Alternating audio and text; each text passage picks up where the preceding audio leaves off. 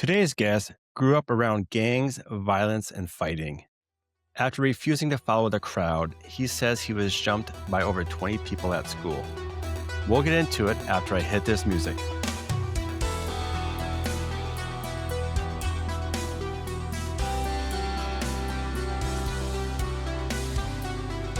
Joining me this week is Madison Phillips. Madison, thank you so much for coming on today. Of course, my pleasure. Yeah, so tell me what it was like growing up for you. Man, growing up, it was kind of rough. I had a tough childhood, kind of because at a young age, my mom and dad went to prison. One of them was doing drugs, and the other one was selling drugs. From their decisions, they end up going into jail, and you know what happens to that when most of the time when people have children, the children end up going to foster care system. Throughout that time, right there, it just ultimately took me to the environment that I had to go to that was pretty rough. Yeah, how old were you at this time? When my parents went to prison, I was about 6 or 7, somewhere around that age. Wow, very young. So, where'd you go then after your parents went to prison? Did you go to foster care? Did you go to grandparents, family? Where did you go?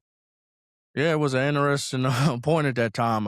First off, I went to my aunt's side of the family, on my dad's side of the family, when I first got taken away. There was some negative things, some very bad things that was going on during that time. And they ultimately took me and my brother out of that foster care home, or I Okay. guess my aunt's home, and put us in a other foster care. Okay. And what was that environment like growing up in that new foster care? To be very honest with you, being in foster care, period, it was rough. It was definitely rough. I probably went to a total of probably like 6, maybe 7 foster parents, switching in between that time. And it was rough. Some was better than others, but all of them had their downfalls. It was pretty Yeah. rough So, if you don't mind me asking, why did you have to switch so many times? because it was kind of, when you have reports and stuff, when things are going on in the foster care system and you're reporting these things back to the social worker. When things are bad, you get taken out of a home and they try to place you into another home that's better than the last one. But it's kind of hard to know who's good people and who's not, because everybody's going to put their mask on. Yeah, so was it more that foster parents weren't treating you well enough? Exactly.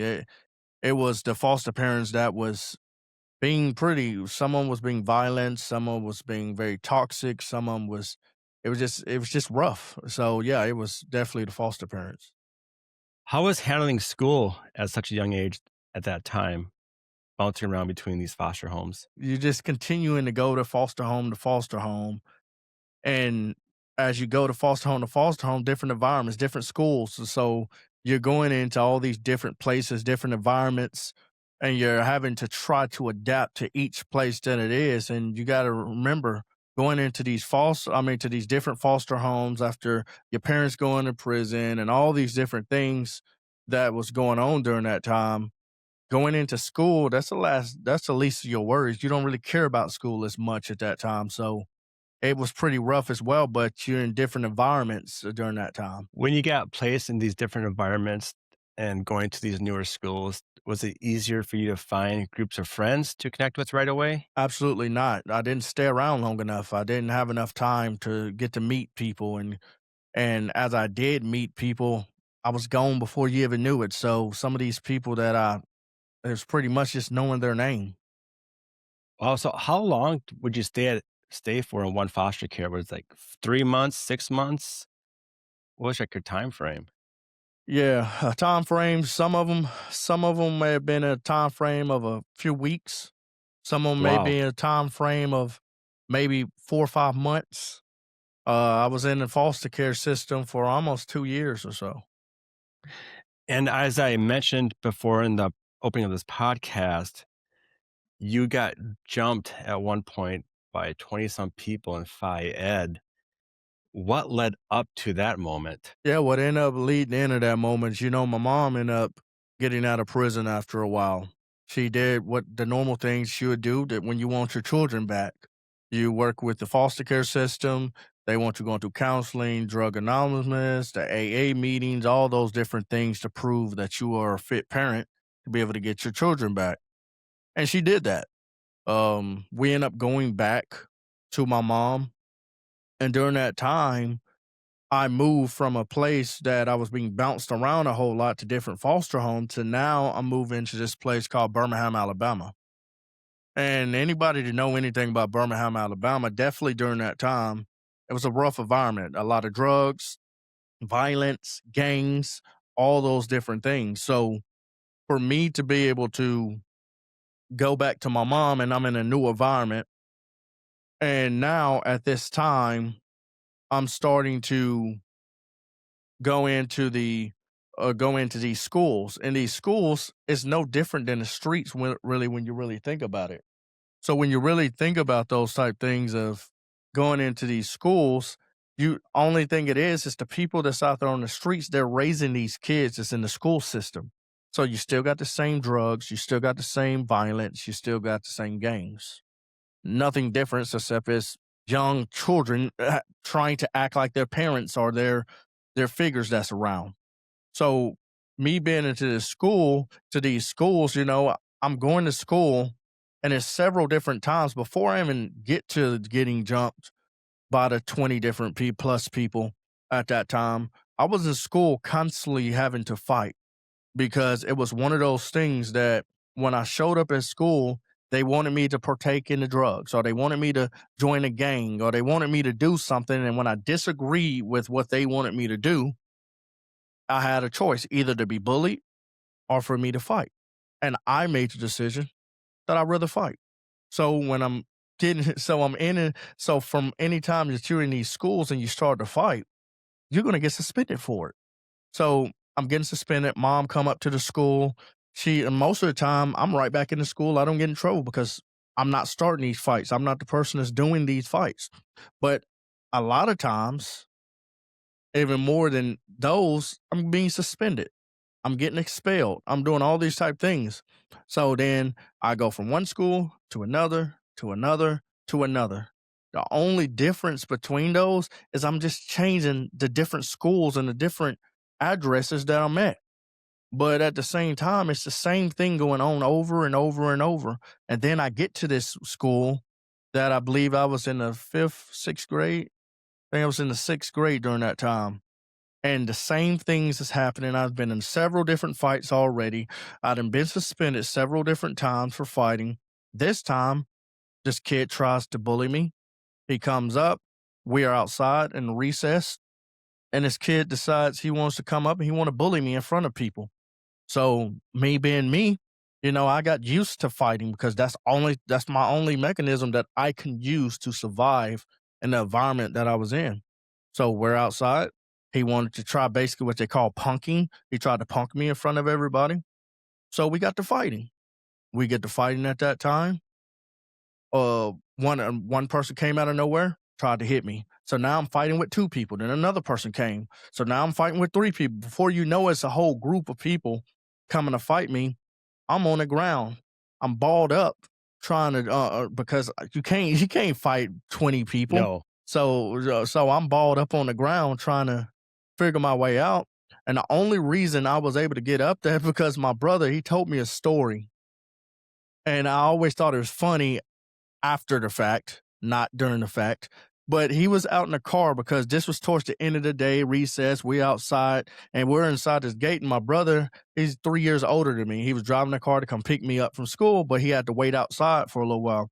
And he told me the story of when he seen it because he said he seen this person fighting with the rest of these kids, and he was like, "Whoa, somebody's getting it." And then he seen these big old group come over there fighting this one person. And he was like, "Whoa, somebody getting their butt whooped." And he was like, "Oh, man, man." And he was looking and all this stuff. He's like, "Wait, that's Madison." And he jumped out of the car to come over there to scare the rest of the kids away from me because when I got up and took off running, all of them came to follow. And the only thing that stopped them from running after me was my big brother coming through the gate. And he basically flexed on them, telling them, "No, you ain't going to touch them." And they was too afraid to continue to fight. That's what stopped it. because Wow, how even the teachers that was outside didn't even stop it. really? Okay, so a lot to unpack here. First, how old were you when this happened? I would say during that time I had to be 13, 12 or 13, somewhere around that age. Okay, and how old was your bigger brother? At that time, he had to be 16, around 16, Okay, 17, somewhere around that age. Yeah. so a few years older, and they were actually all so he was able to scare off 20 kids? Yeah, because he always had facial hair. So he looked Okay, like a grown grown man, adult. and Yeah, he was really built. The way that his body was structured, and at that time, he snatched off his shirt because he was preparing if he had to fight all those kids too. So when he snatched off his shirt, he was pretty fit, and I guess when they seen him and he looks like an adult, that wasn't going to be the approach that they wanted to take. yeah.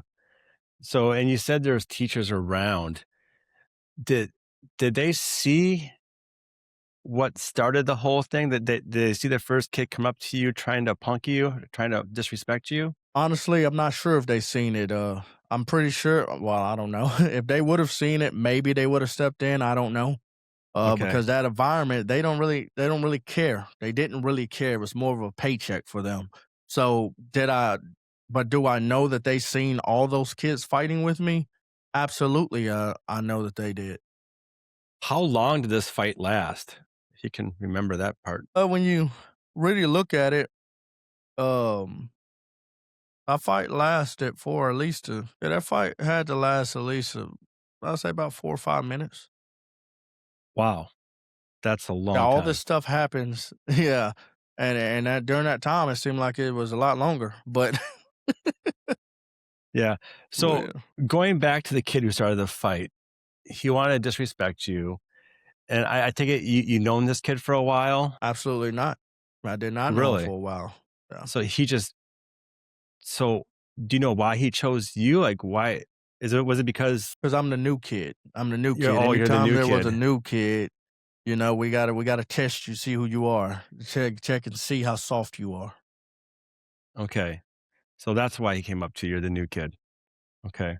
So how new were you at the school at that time? At that time, I would say I was probably at that school maybe about a month or so. Okay. So you're sort of new. Um, Yeah, I'm sorta you new, but, you gotta think, when you come into a school young like that, you're really going school to school, you're not really looking to make a whole lot of friends, yeah. the pattern is probably gonna persist because you already got in a few fights already. You try to keep your head down, stay away from people because you just don't wanna continue that same pattern, so, yeah. Yeah. So you mentioned earlier that they're trying to get you to do drugs and other type of stuff. Was this like the same group of kids that are trying to test you that way if you would do certain things with them? So in the environment that I was in Birmingham, it was more like they're trying to see which one of those things, depending on what they want you to do, are you willing to do. In that fact, it was more of a testing type thing. So when new kids come to the school, we basically their thought mindset was let's see how he is. Can we punk him? Is he scary? Will he back down? Will he get up and fight? Because that is how they test other children. That's how they test people to see if I want you in my gang, if I want to hang out with you, if I want to be you in my circle, because we want to see basically how you get down, is what they Okay. would think. Okay.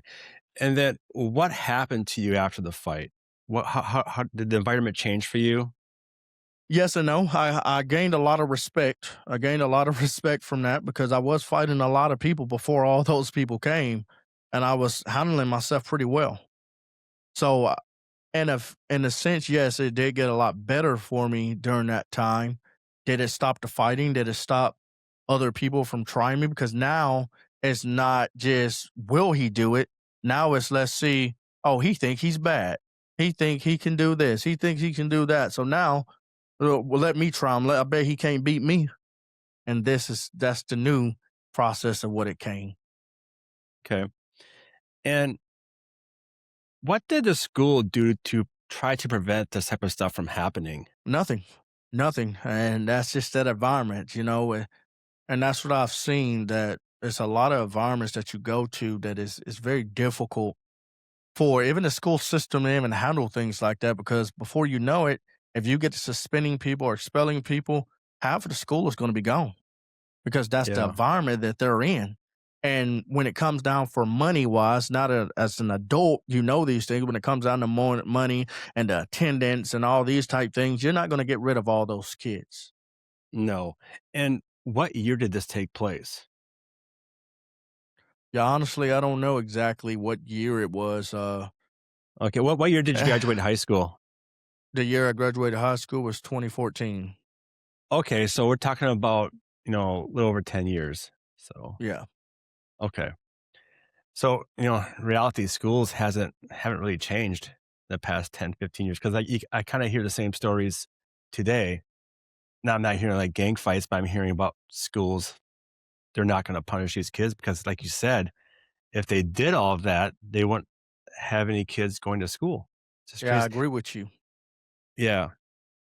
Um, Going back a little bit further, when you're getting when you're younger, getting to other fights, going through all these suspensions, what was going through your mind? Like, where you feel like you're being suspended unfairly because you weren't the one starting the fights? Is the other kids fighting with you? Absolutely, I felt like I was treated unfairly about the situation. A lot of times I feel like that, but at the same time, when you really go back and think about it, there was a lot of times that I didn't get suspended over it because my mom went there and she fought for me. Like she didn't physically fight, but she would go up there and Yeah. raise her voice and talk to the principal and explain everything. And the principal would say, "Okay, he's fine," but it didn't always result in just suspension. Sometimes it resulted in school suspension.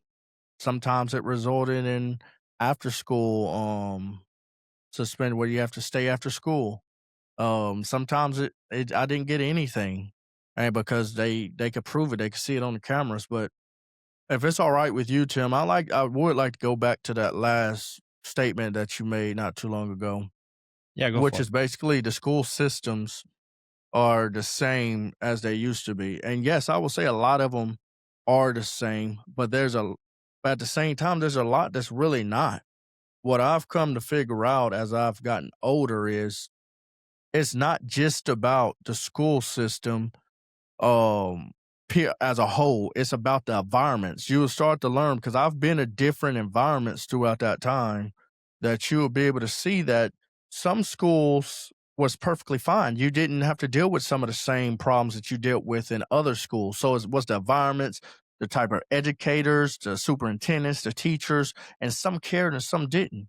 So that's what I was what put right there. Instead of saying as a whole, the school systems are like that, I would say for the most part, depending on the environments that you was in, it's like that. Yeah, yeah, and I agree with you there. So I guess what I was trying to get at, like in my area, we I know our schools, they don't have like a one set policy. Like, it's depends on what happened. They'll decide if they're gonna react to it or not, or if a kid gets hurt due to bullying, the punishment name may not be the same for every kid. It's gonna kind of vary. So some kids won't get punished for attacking another kid. Some kids will. So that's what I was trying to get at. It's like, there's really for me, for what I've been seeing or hearing from other people, is it hasn't really changed too much. But you are right. It's also it's also on the leadership too. The leadership creates the environment as well too. If they need to enforce I the strongly rules, agree. they need Absolutely. to enforce the rules as well. So after, I know we're kind of bouncing forward and backward. I just wanted to catch up on those suspensions, what's going through your head, but Right, right. catching back up to the the larger fight in Phi Ed, was that kind of the breaking point for your mom saying, "Okay, we're going to move you to a different school"? Absolutely, that was the breaking point for my mom. She always told me that if I stayed in that environment, it's only going to be two places for me, and I'm not going to say it on here, but basically, either I wouldn't be alive or I'll be going to a or I'll be going to jail. Those would be the two places, basically. that she said I would end up if I didn't get out of that environment. So she decided that it was time for me to leave. Okay. Did she talk to the school after that at all to figure out what's gonna happen to the kid who started the fight with you? Yeah, she spoke with them, but it goes back to the same fact. When you got 20 plus kids fighting someone, it can be viewed as a few different ways. One of it can be viewed as, okay, if it's 20 people coming together to fight one person, maybe that one person started it.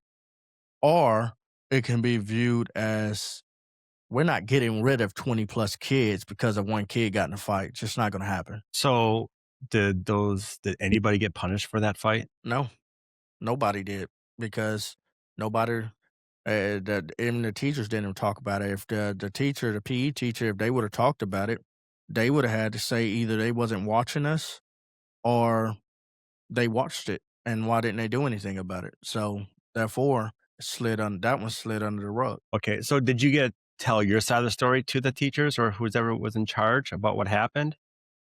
Yeah, we ended up going to the principal, and my mom talked about it, and I told them, and they basically said nothing they can do about it. So, your word didn't matter at that time. Not at all. Okay, that's a shame. It's so unfair, but like you said, if you're looking at their point of view, can they lose 20 kids? That's but maybe they need to. Maybe maybe sometimes those parents need to deal with their own kids as well. Um, how did your life change after your mom moved you to a different school? Man, let me tell you, from being in that environment, I moved away about 45 minutes away to this town called Walker County. And it, for me to say everything that's changed immediately, I would be lying. But for me to say that when I moved away from that environment to Walker County, it was a lot of Caucasians where I moved to, and I was less than a handful of African Americans that was inside of the school, period. I was the only kid that was in that grade when I ended up moving. So for me to say everything, because your mind still has the fight or flight mode. You still have all the different things that you have to go through during this time.